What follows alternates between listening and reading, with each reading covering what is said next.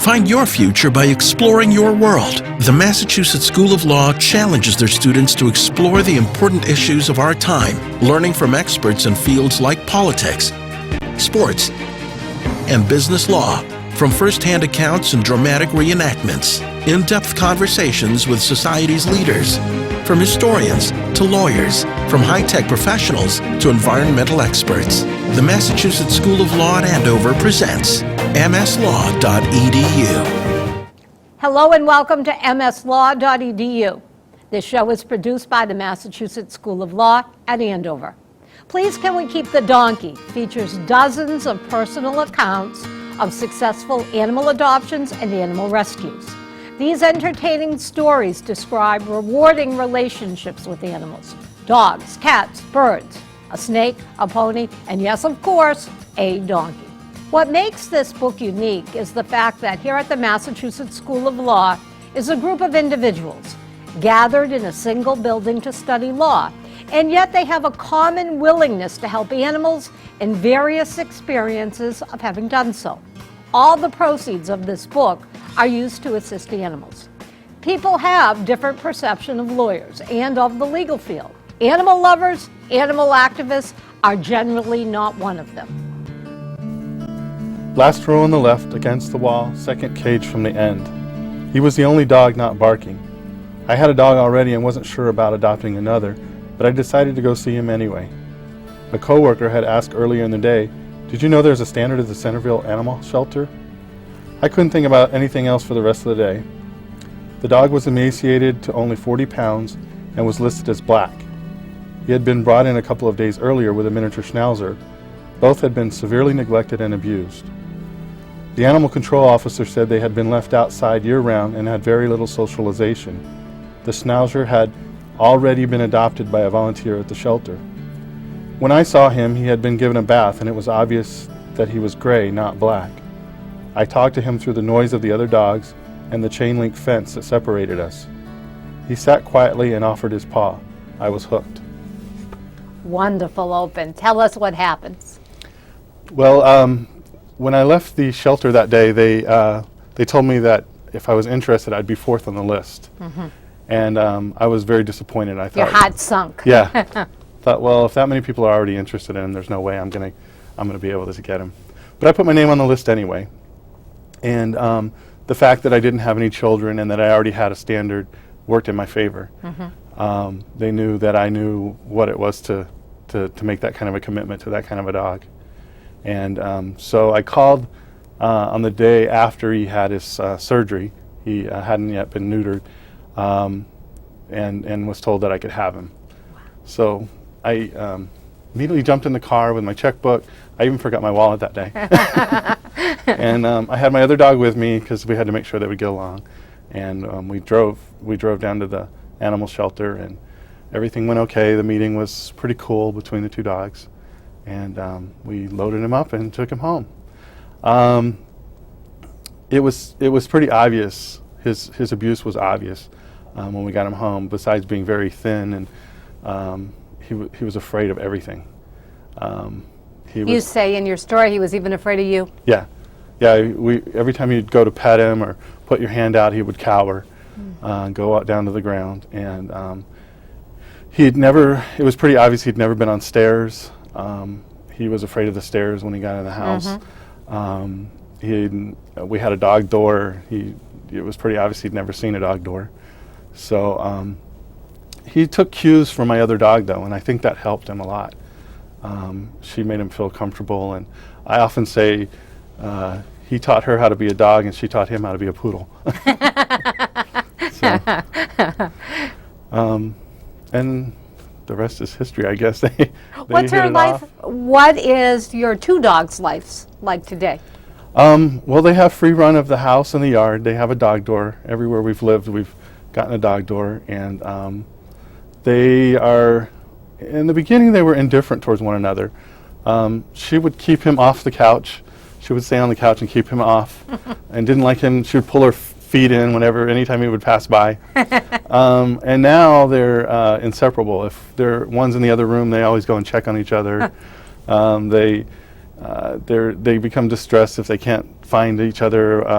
We had one.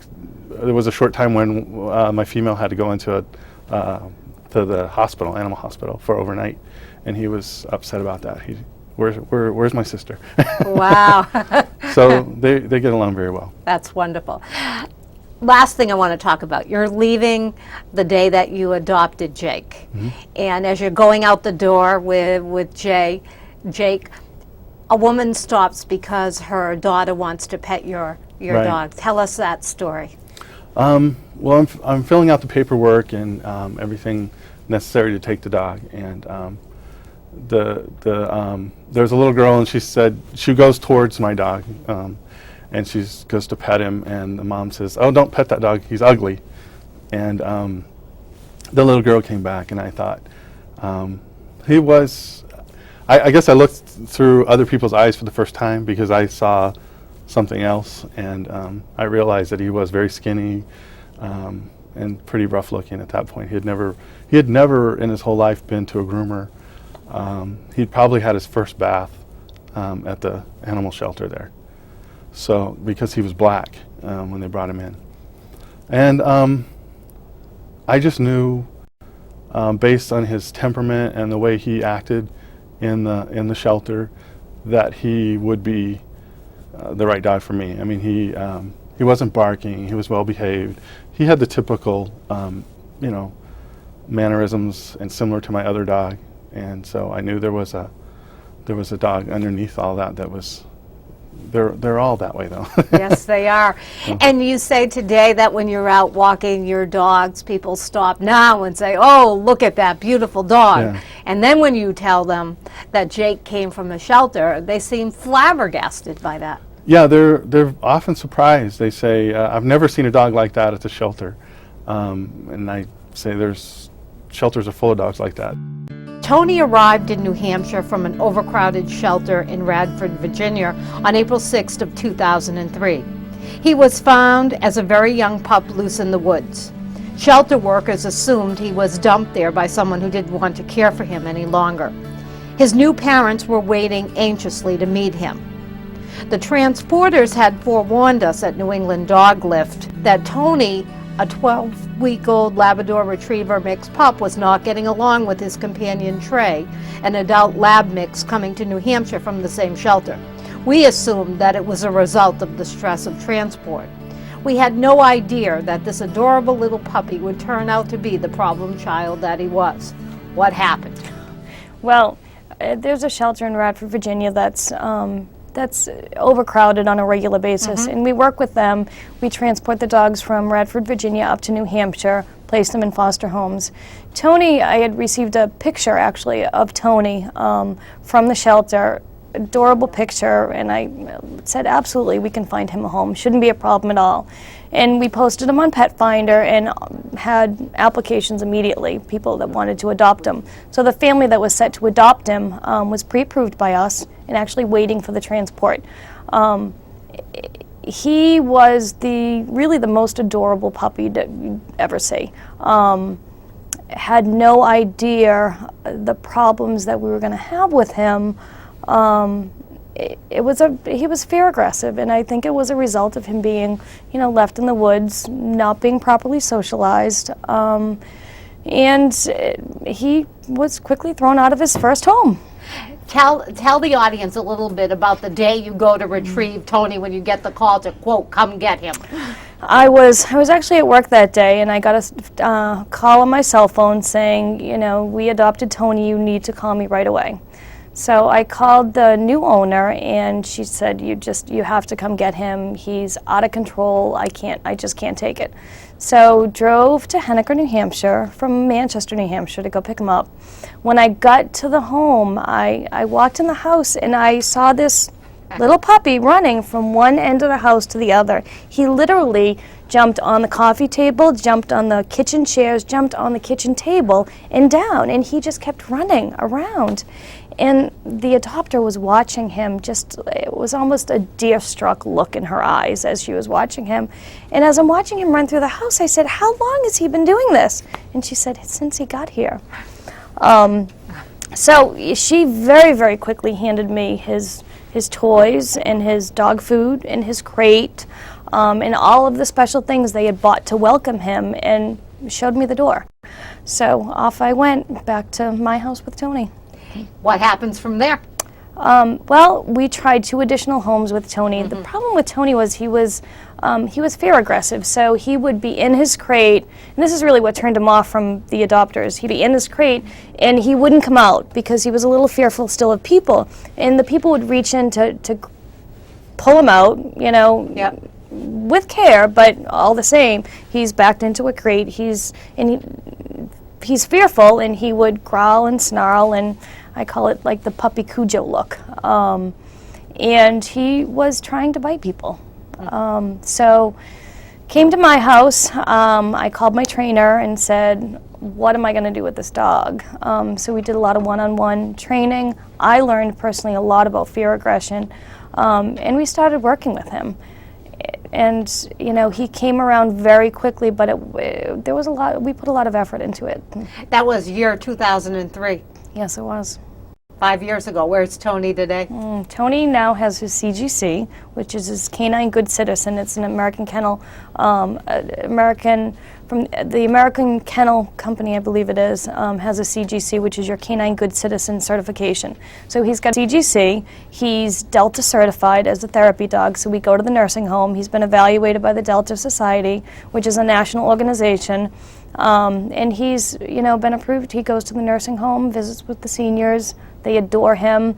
I call him sort of my demo dog whenever we are doing demonstrations in public for, you know, our rescue organization. He goes with me and does tricks. He does agility. He does agility. We've done 2 years in a row, done a fundraiser for the Floating Children's Cancer Center in Boston, where we were paired up actually with a child cancer survivor, and actually our child did, you know, the agility route with him. So yeah, he's what I call our poster child for training, really. He's an amazing dog now, and when I look back to 2003, it's unbelievable that he's come this far.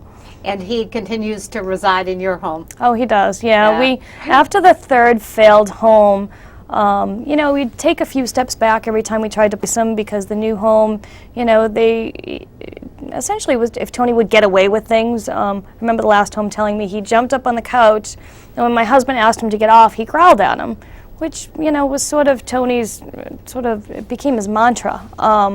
And every time he succeeded at that, he would say, oh, this is great, this works great, and he would continue it.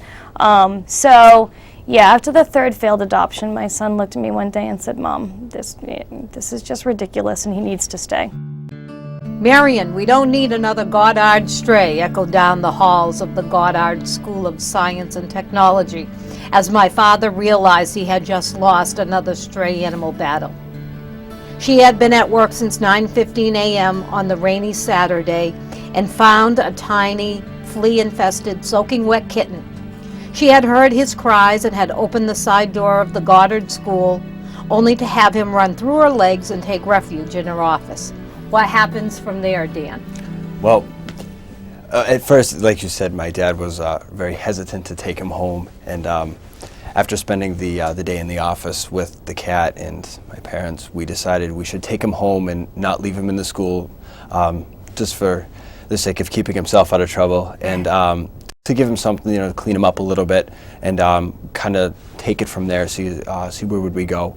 And it again, like you said, my dad lost another battle, and he ended up spending the night, and it turned into 2 days, turned into the trip to the vets to get the flea medicine, and we ended up getting him fixed, and that is the introduction of Seamus. That's how he fixed his place in the Guerra household, and he has never left since. So Now, I have to say, I know you. Yep. You don't exaggerate, but Dan, you're telling me that Seamus rides with you in the Jeep, Yes. paws on the steering wheel. Come on, Dan. I kid you not. I kid you not.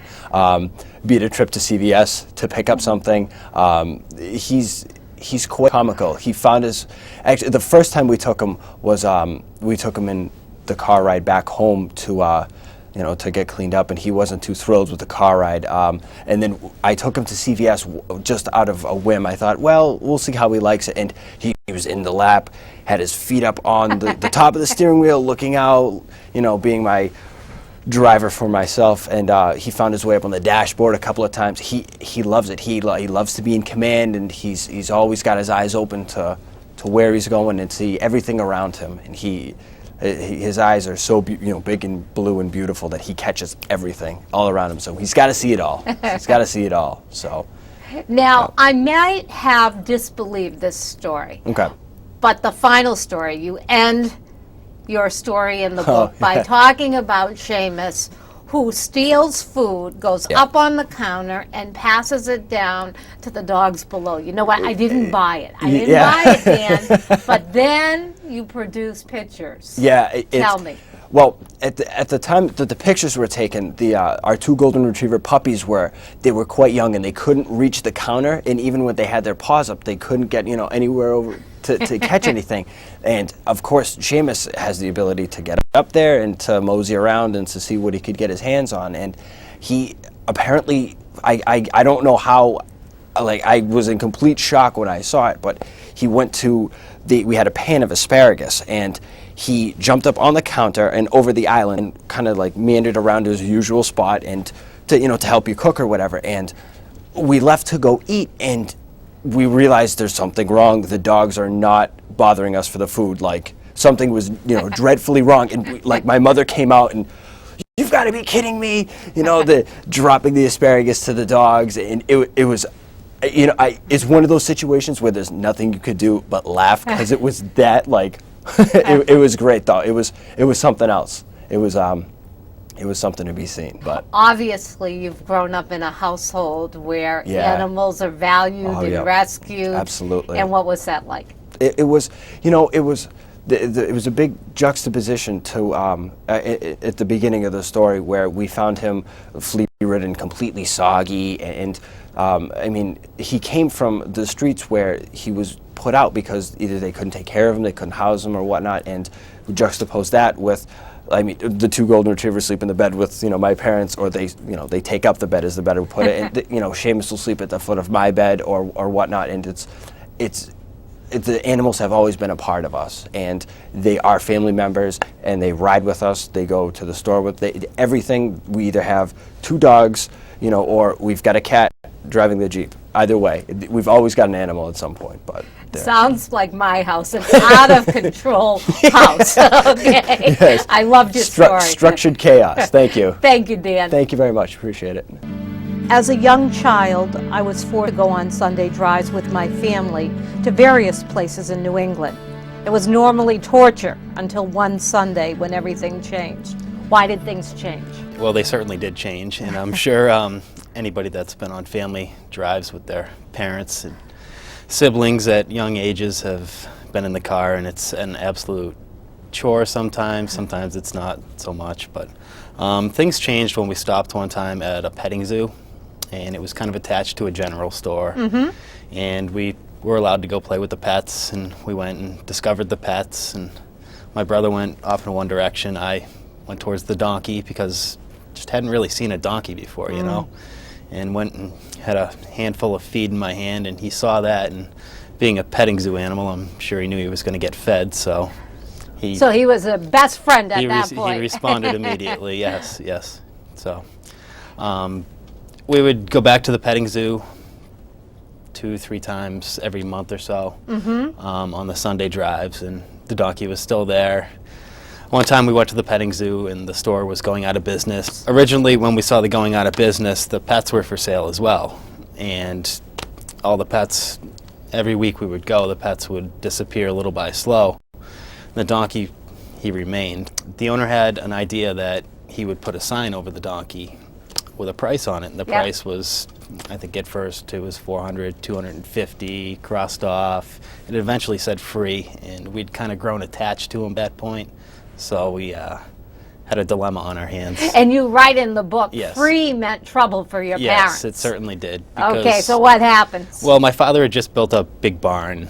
We had plenty of land in our residence in Sterling, and he didn't know what to do with the barn. He was going to restore a car in it, and we kind of decided that a donkey might be a better fit than a car for the barn. So we, it took weeks of persuading, but we kind of wore down our parents a little bit. And he finally says, does he not, we'll take him. Yes. Dad says we'll take him. He did. And I'm told that you threw a temper tantrum of still unconfirmed proportions. And they will remain unconfirmed. And so tell me now, Chester comes home to live with the Harrington Yes. family. Yes. What's life like? He lived in the barn. He had plenty of room. He lived downstairs. It was cool in the summertime. It was warm in the winter. We had a heater for him. He had a big pen. We could tie him up basically anywhere in the yard, front yard, backyard. I mentioned in the story at Christmas time we'd dress him up, throw the Christmas decorations all over him, and neighbors would stop, take pictures, and it was a really life-changing experience. I wonder if you would, for the audience, read the close of the story. What happens to Chester? Our family had Chester for close to 14 years before he passed away. His passing was a few years back, but every time I go into my hometown today and run across people from the old neighborhood, they always want to remind me of a funny story about Chester. The consensus favorite is the time he got loose from his rope and ran all the way down to the center of town, about a mile away, where he fell in love with the granite statue commemorating Mary Had a Little Lamb, from the poem Mary Had a Little Lamb, which is a true story that happened in Sterling, Massachusetts. After a call from a neighbor who recognized Chester, I went to get him and walk him home. Walking home that day with my ass in tow on a short leash and the people slowing their cars to laugh and take pictures of the situation, I realized three things. Donkeys run fast, animals make people feel good, and furthermore bring out the good in people. And it was awesome growing up with the cutest ass in town.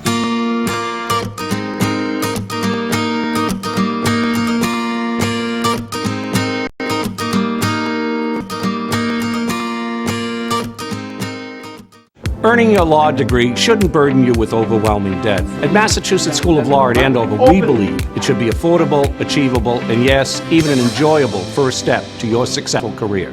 We believe in an atmosphere of support, flexible class scheduling, and hiring professors with real-world experience, ensuring you leave law school with the professional skills you need. We are the most affordable law school in New England, and we believe in you. The Massachusetts School of Law. Your future starts here. It was dusk. I was 10 hours into a 12-hour shift and tired from a long day of what seemed like constant calls for service. I was tied up on a motor vehicle stop, so the call went to Officer Jones. Tell us about Officer Jones. Well, of course, the names have been changed to protect the innocent, but Officer Jones is a big, husky man. He's a all-around cop's cop. He's the guy that you would definitely want to be your backup if anything ever went wrong. And he's just tough as nails and Intimidating. very, very much Okay. so, even to other policemen.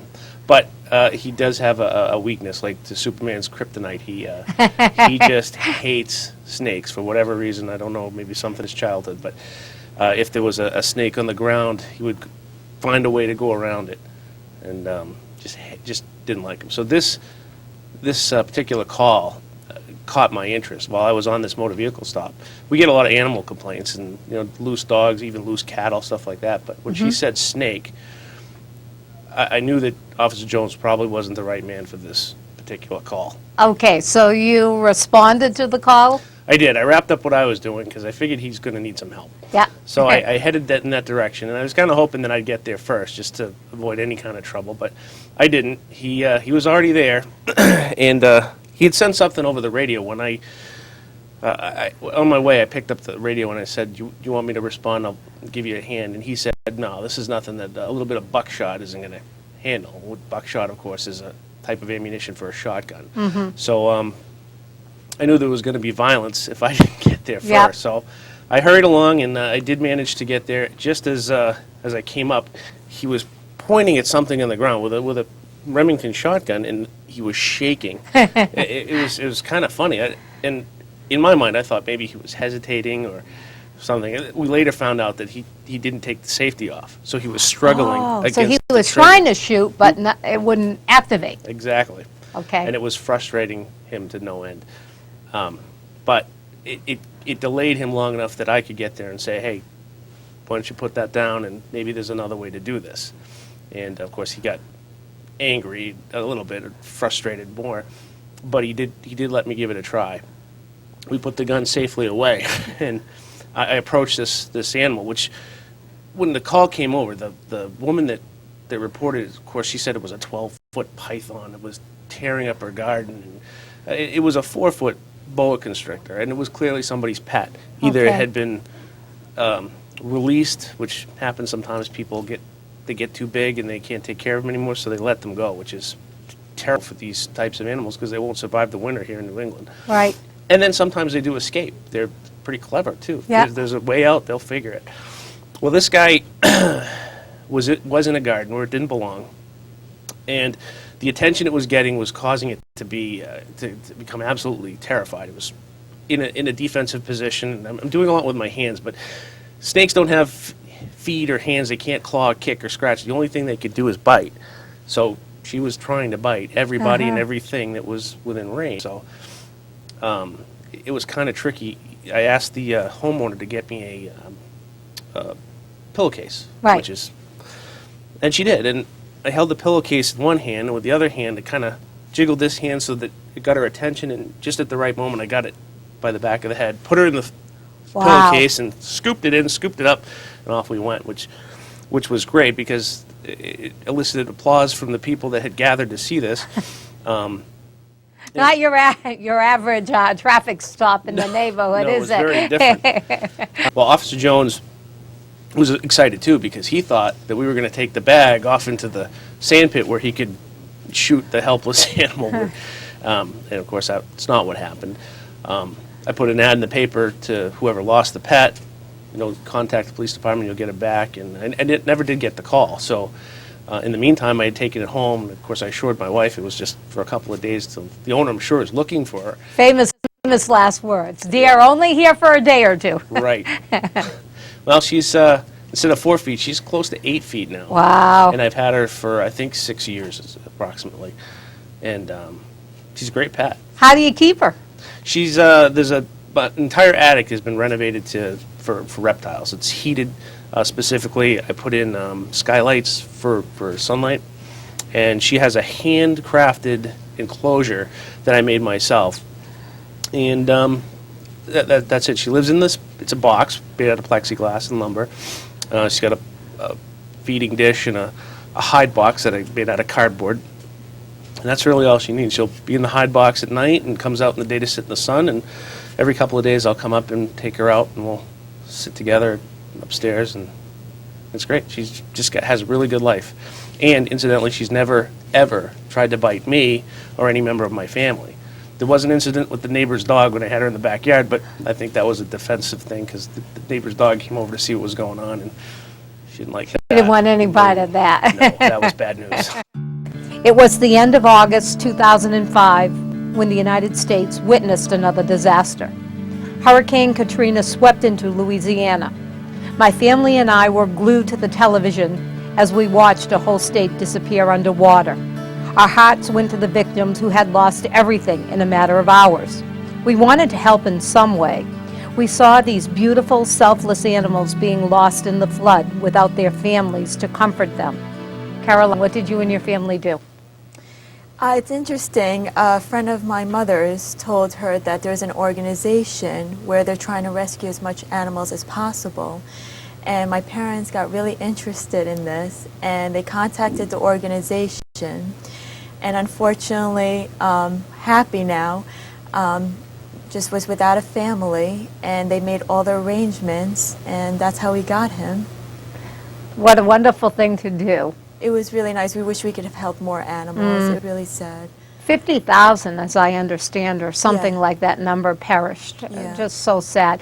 Tell me about Happy. How did you choose the name Happy? When we got him, it's funny, being under that tragedy, you would think he would be depressed or maybe not as comfortable with the family. And it was complete opposite. It's like he's known us for years. And vice versa. We've had previous dogs, but we didn't have a bond as much as with Happy. So you could just tell by his face, he's just always happy, want to play, and we just named him Happy. Now, Please tell me he's not wearing a Yankees uniform, Oh, Caroline. yes, he is. I'm a New Yorker at heart. This is so Boston, Caroline. I could change it, but he's a Yankee boy in New York, so he's our special Yankee dog. The summer prior to Christopher's first year in college, he woke me with the news. Remember growing up, you never let me have Man's best friend? Well, I bought a dog. My reaction was shock, dismay, and anger. I asked what he proposed doing with this dog in the fall. You're going away to school. You can't leave a dog home with me. I travel for business. Who's going to take care of the dog? I can't. I suppose that you think I'm going to hire someone to take care of this animal.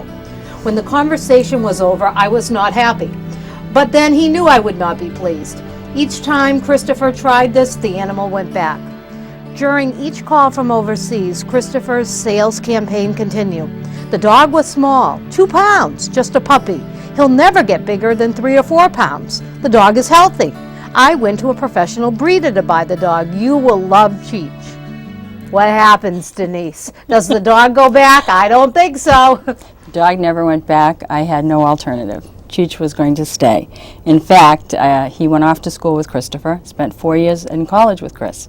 I had to find an apartment because most dorms will not allow Right. pets. So I had to find, not Christopher, an apartment so he and the dog could go to school together. And that wasn't easy. It was not easy. It was very difficult.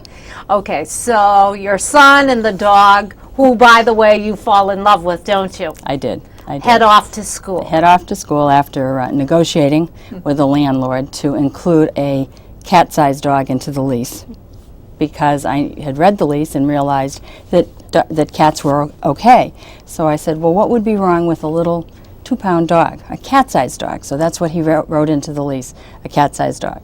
The boys went off to school, and they would come home on the weekends or school vacation, and I fell in love with the dog.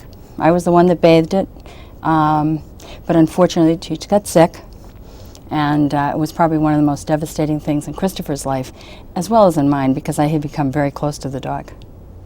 And ultimately, you're overseas, as I recall, and you get a telephone call that the dog is at the vet's and the prognosis is not good. Prognosis is not good, 50% chance, which surprised me because I thought he was just, I thought he had just had the flu. I didn't think he was really that sick. And the vet said to me, we either want to do a spinal tap or we would like to do an MRI. Of course, they told me an MRI was going to be $2,600, and I suggested, how about treating him clinically first to see if perhaps that was the issue or the spinal tap. And they said they didn't want to do that because he was so little. So we did what I thought was going to be a clinical approach for only about an hour when I got the call that he had passed away. Devastating to your son. Devastating. My thought more was, how is Chris going to handle this? Because he was so close to the dog. So I never let him have a dog. And then there was no choice. I mean, he was going to stay. And when he did, the two became so close.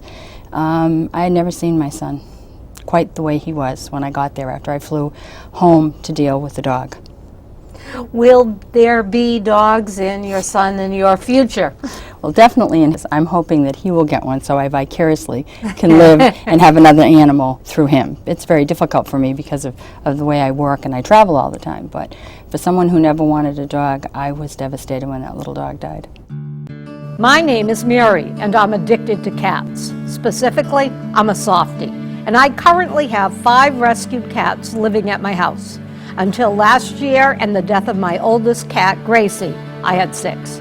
However, it is the cat that got away that often haunts me, the one that I failed to rescue. When I was young, I had, my parents had 2 dachshunds, but I always wanted a cat. I mean, I can remember asking my mom for a kitten. I wanted a kitten. As soon as I learned how to talk, I wanted a kitten. My dad said no, no. And finally, my mom saw an ad in the newspaper for a tortoiseshell cat at the Humane Society, and the ad specifically said that she had to be an only cat. So she went to my dad and said, why don't we go adopt this tortoiseshell cat? It says only one cat. We would have, a stopping point. And my dad finally, at this point, after, this was when I was in 3rd grade, so, about 8 years of saying no. Yeah, I did that with my son for a number of years too. He caved in, and so we loaded up in our family car and went to the Humane Society and to adopt this cat. And we got her in the car, and I was holding her in the back seat, but it was a 2-door car. And we got home, and I was trying to get out of the car with the cat, and she jumped out of my arms and ran off. And it was, a horrible experience.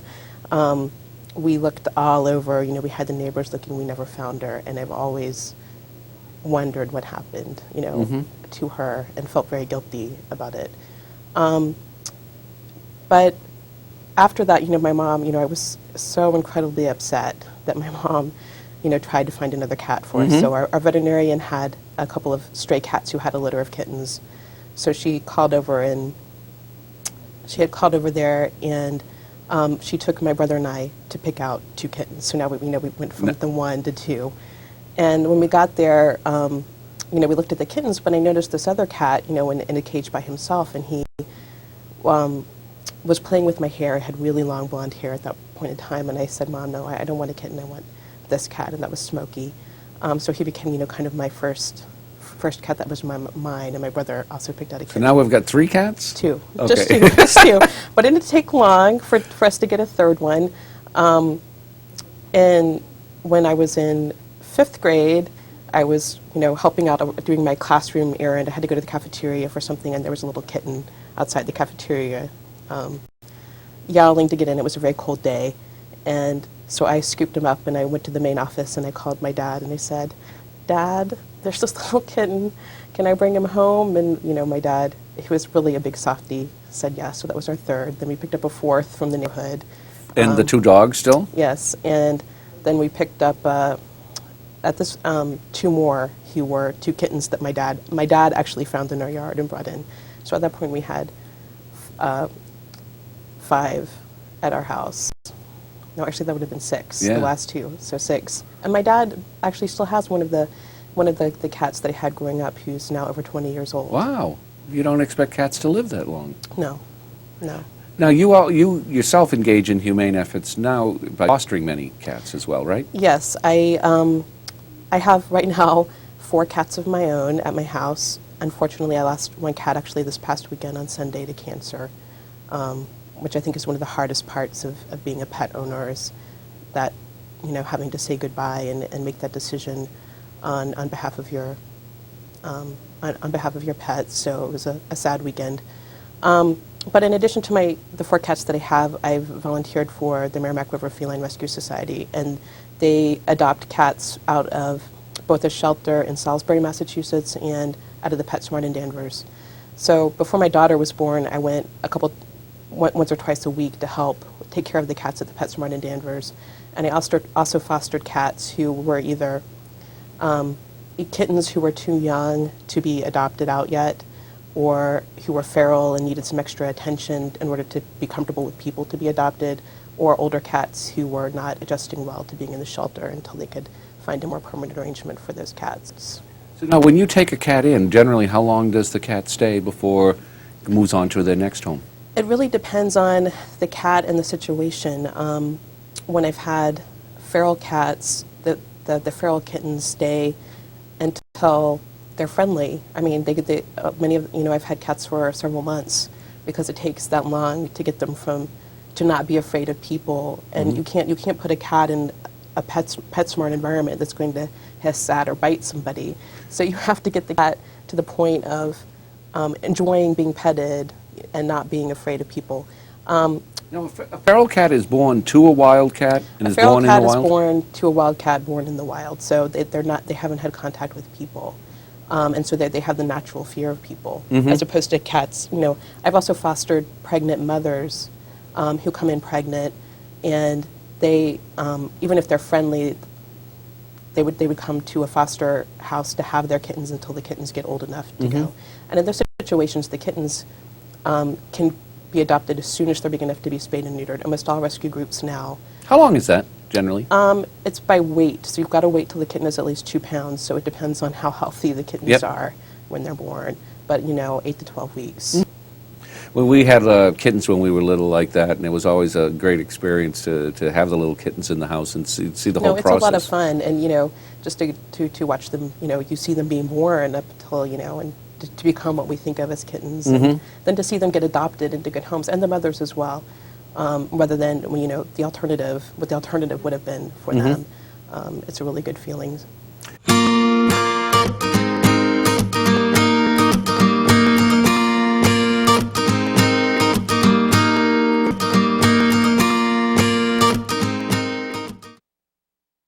From day one, I knew I took the right step. The Massachusetts School of Law is challenging, but you feel welcomed and supported at every turn. You're learning the professional skills you need to get hired. From professors with real-world experience. Trust me, that makes a huge difference. I now have a job I love, and the best part is, I'm not in debt. No LSATs required. Teachers that make a difference at the most affordable law school in New England, the Massachusetts School of Law. Your future starts here. During the early hours of one cold December morning, I was dispatched to a rural part of the municipality to investigate a motor vehicle accident.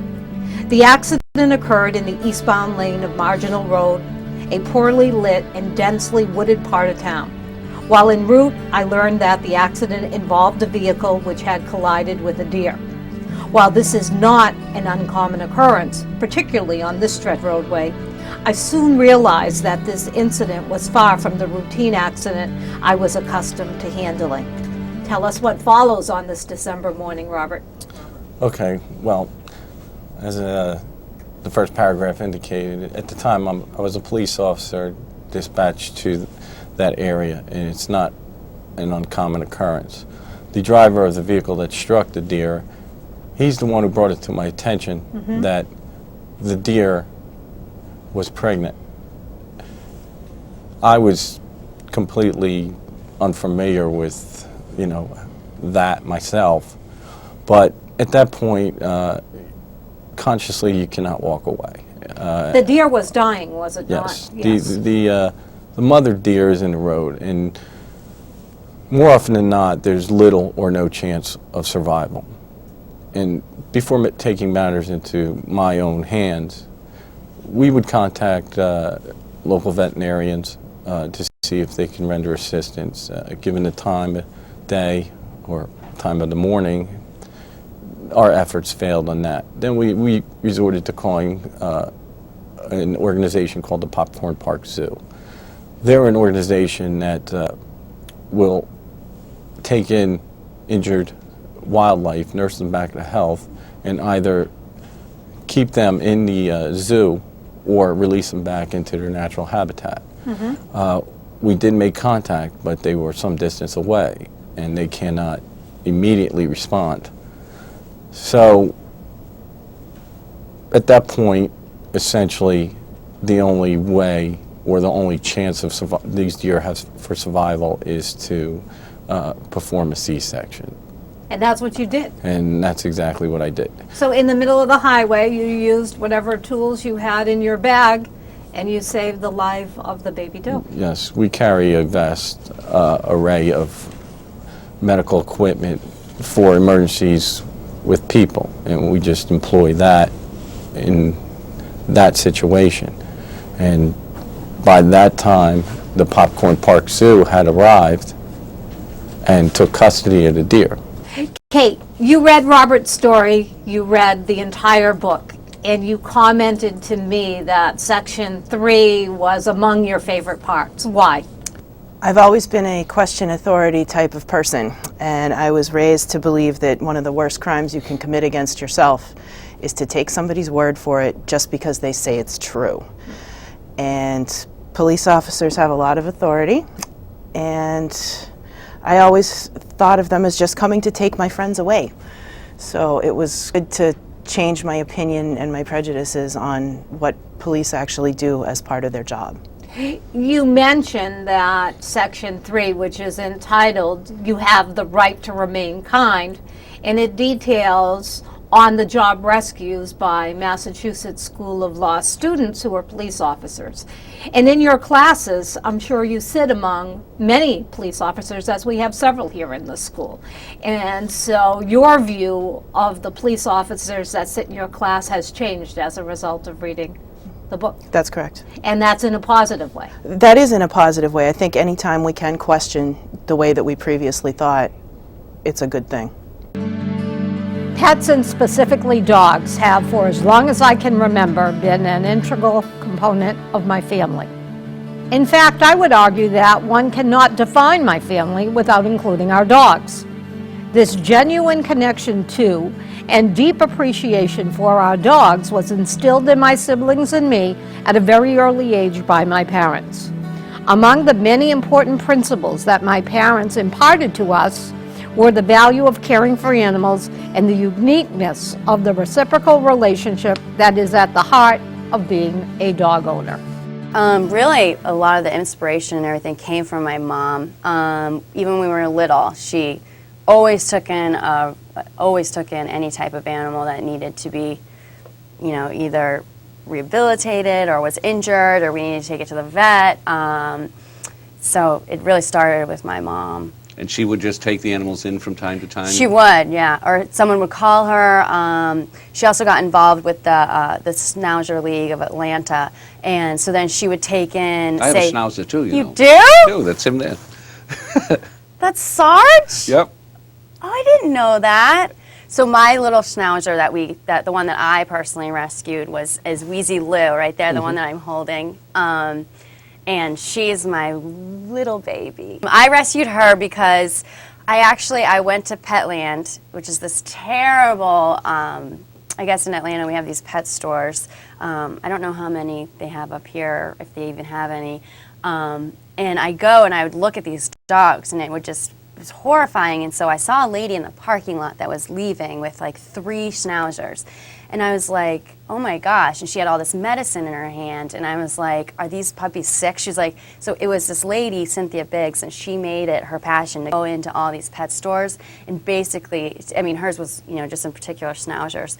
But so she would go into all these pet stores and rescue every Schnauzer that they had. And so she was leaving. She was like, actually, I started a Schnauzer rescue out of my home. And so she would, buy the medicine, take them to her own vet, and she was like, would you like to come home and see the Schnauzers that I rescued? And I was like, of course, even though we had like 7 at home. And so I went to her house and I picked out Wheezy Lou, and I noticed Wheezy Lou from the get-go was very, very lethargic, and she just always slept. And I was like, there's something wrong with this, but I went ahead and I took her anyways because I felt I could do something for her. And I ended up taking her to the vet, and she kept on coughing and coughing and coughing, and I was like, there's something wrong with her. So they did more x-rays, and they found that she has bronchial pneumonia, where she had a bunch of mucus that completely encapsulated her lungs. And so they didn't know, and she was so young that they didn't know if there was any procedures that they could do without killing her. So I ended up then, they didn't have, I guess, the technology, if you will, at the local vet. So I had to take her to a 24/7 veterinary care hospital, and that's when they put her in an incubator. They have incubator for little dogs. They do. And so they had to, it was all controlled, a little controlled air, looks like a little baby incubator, I guess. And so then it was all pure air that she was breathing, and it was a controlled environment and at a perfect temperature, I guess, if you will. And so then they got to do one procedure where they could test the bacteria that was in her. And once they targeted that bacteria, then they could get the medicine that would then, be able to cure her. And so they finally did that, and then I had to give her, so that was after, though, a week of her being in the 24/7 care. And now, mind you, this is medical bills, and they require a 50% minimum. So pretty much maxed out a good credit card on that one. That was even just the 50%. And you're a student at the time. I am a student, and lo and behold, my dad was out of town, and no one really knew what I was up to, which I don't know, I guess was not funny when the credit card bill came in, but seeing that Wheezy Lou was healthy after this 2-week stint. So then she was in the incubator for 7 days, and they were able to get her healthy enough where I could take her home. But then the medicine, the procedures that I would have to do on her, I had to inject shots into her back between her shoulder blades, once in the morning, once at night, and basically it was like a steroid that would let her, grow and become healthier. So that was Wheezy Lou. So- She's my baby. So was writing her story a labor of love then? It was. I could stop a stranger on the street and talk to them for 20 hours or about Wheezy Lou. So it was really, as I said earlier, just really easy. It was, and it was so fun because it was fun, I guess you could say, because even though it was terrible going through it, and we didn't know the vet on staff that I was dealing with was like, to be honest, we really don't even know if she's going to live. So you are taking a risk of putting down all this money on this little dog that wasn't even 3 pounds. She literally was like this big. It's a risk. And I was like, well, I think she's worth it. I really did. I don't know why. I just took the risk on Wheezy Lou. And and I think that's why I think it was a great story and easier for me to write about because it wasn't a tragic end. Where now we see her and she's, crazy, you know what Schnauzers are. They love to, just talk to you. She's always barking, always has something to say. So yeah, it was really fun. It definitely was a labor of love. What's your advice to other people about taking both the financial and the emotional risk to get invested with a rescue dog like this? I think it's not even, for me, well, personally, it's not even a choice. I just would do it regardless, and then you kind of deal with the repercussions after.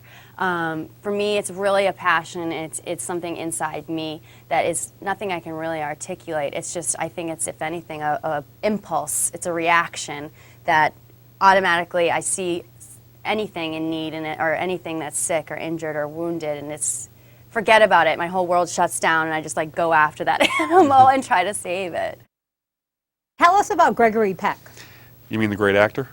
Well, no, not really. Your first bird. Oh, the first bird. Actually, my first and only bird. Gregory Peck was a baby blue-fronted Amazon that I probably owned about 25 years ago. And I owned him with a girlfriend at the time, and he was our baby.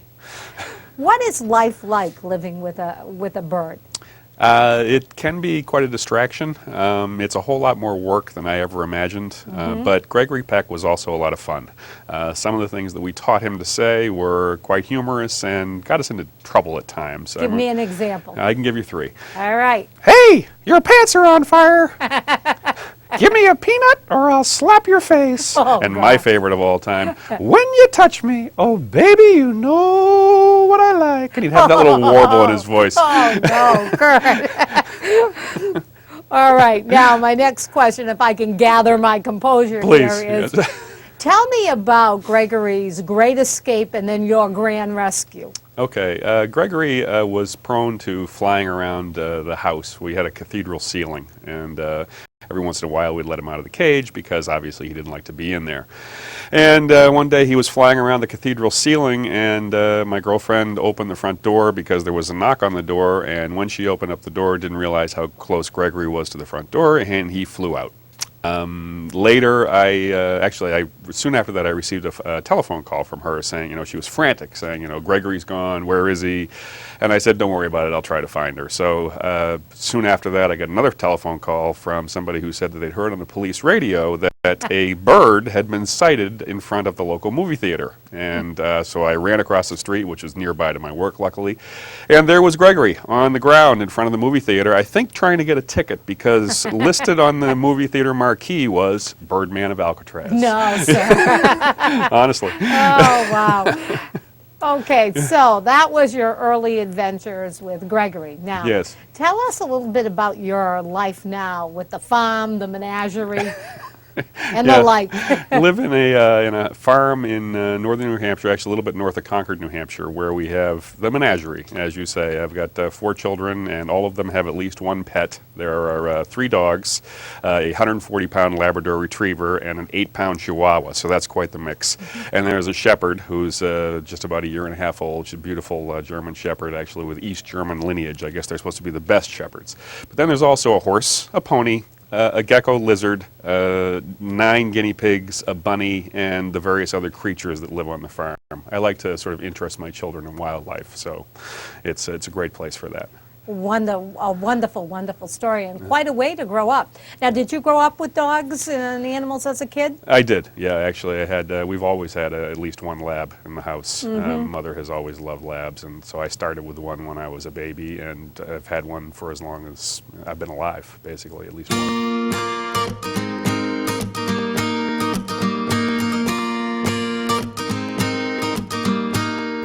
Holly, what was your motivation in getting involved with editing and writing these stories for Please Can We Keep the Donkey? Diane.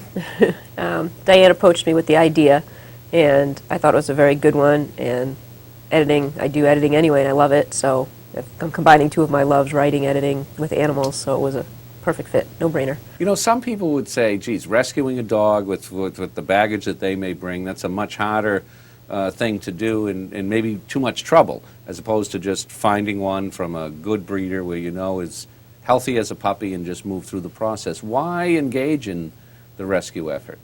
Because there's so many unwanted animals out there that it really helps. If you walk through a shelter and you see them all, you can't help but want to bring one home because they're just sitting there wanting to be loved.